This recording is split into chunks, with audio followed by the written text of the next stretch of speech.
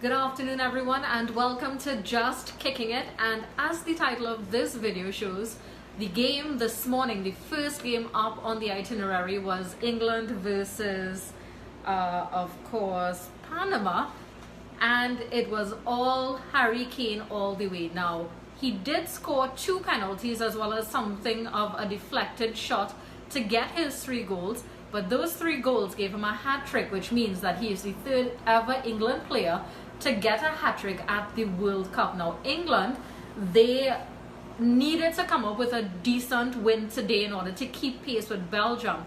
Belgium and Russia as well as England are now the top scoring teams in this 2018 World Cup, and that this 6-1 win today for England helped them to keep pace with Belgium. Of course, they got their 3 points, which means they and Belgium are now tied 6 points apiece after 2 games in Group G, and their final game will actually be against each other this coming Thursday, and that is going to determine exactly how this group plays out, who finishes first, who finishes second. Just to recap the goals, 5 of England's 6 goals came in the first half. There was an 11th minute strike by John Stones, that 8th minute strike actually by John Stones, who is a defender, to open England's account. This is John Stones' first ever international goal, and it wasn't his only one. He got a second one in the match today as well. As I mentioned before, 2 penalties to Harry Kane in the 22nd as well as injury time in the first half. He converted both, got on the scorecard that way. There was a stunning strike from outside the box by Jesse Lingard, and that's how England closed off the first half. Now Panama, in all fairness, were not the best defensively, so they were allowing England space and they were making some mistakes when it came to marking Harry Kane and those other attacking players as well. You know, a lot of holding people down and that sort of thing. That's actually how they conceded some of the penalties. Second half, things were a lot more settled for Panama. The 62nd minute, England got another goal. That was the sort of deflected shot for Harry Kane. It was actually Ruben Loftus-Cheek who went for goal, and it sort of just hit Harry Kane's leg and went into the goal.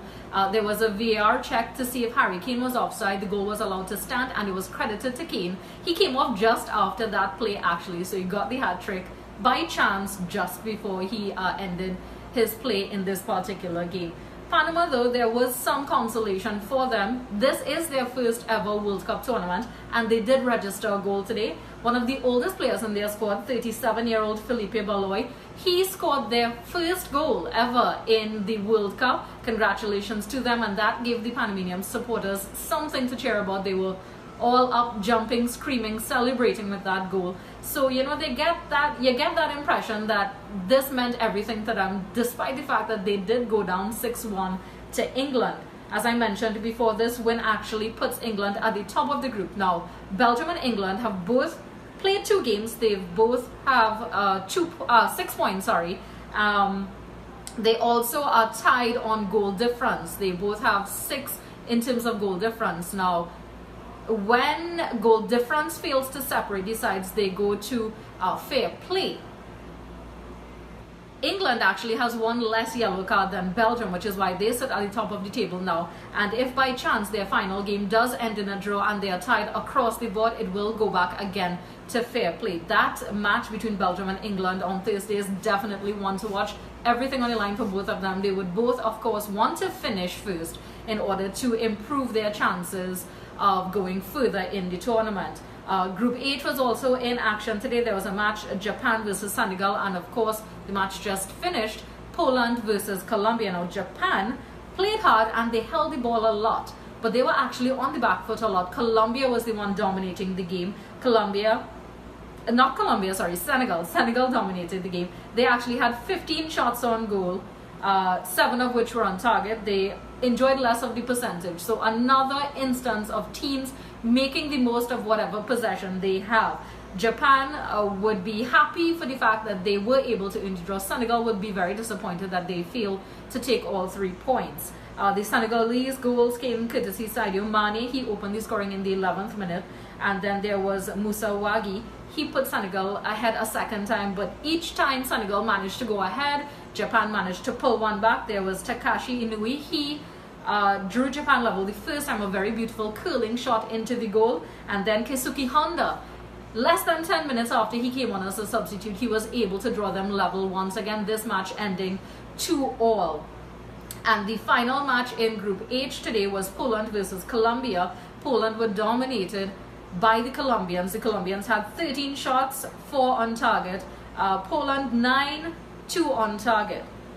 Colombia, with this one, actually, they gave themselves a fighting chance of qualifying for the knockout stages, because with the result with Japan and Senegal, those two teams are both on 4 points. This gave Colombia 3 very crucial points. So the table as it is has Japan on 4 points at the top, Senegal 4 points in second. Again, disciplinary records separating these two teams because their goal differences are identical. Colombia is third on 3 points, and so the next round of matches, which are the final rounds in terms of, you know, the preliminary stage, that will have everything to play for in this group as well.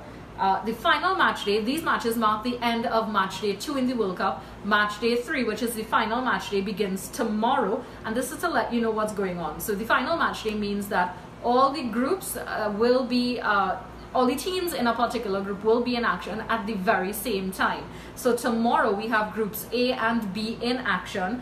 The 2 Group A matches will be played at 10 a.m. Saudi Arabia versus Egypt. Then there's Uruguay versus Russia. Now, Uruguay and Russia have already qualified for the knockout rounds, and these matches mean that they will determine who finishes first, who finishes second. Saudi Arabia and Egypt simply have pride to play for. We haven't really seen the best of Mohamed Salah in particular. He will definitely be hoping to at least make some sort of mark in this World Cup before his team has to head home. And the Group B matches will be played at 2 p.m. Iran versus Portugal, Spain versus Morocco. Now, this group is wide open. Spain and Portugal have 4 points each. Iran has 3. All 3 of those teams still have a chance to qualify. Now, Iran has to take on Portugal. It remains to be seen if they get some sort of epiphany, some sort of motivation that could possibly take them past Cristiano Ronaldo, who has scored all of Portugal's goals so far. He has been in sublime touch so far in this World Cup. We've yet to see him really feel for his country in the 2 games that he's played. So they will definitely have their work cut out for them. But if they do manage to pull off that fairy tale win, it will mean that they will qualify. Spain, of course, will have to take on Morocco. They have an easier game on their hands, and they will definitely be hoping to, you know, at least show their quality.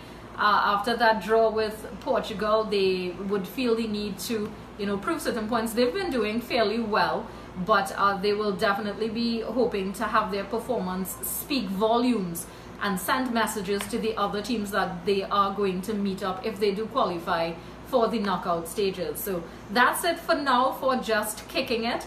Tomorrow, as I mentioned, a lot of hot games going on, a lot to be playing for. So we'll keep you up to date, of course, with that as well.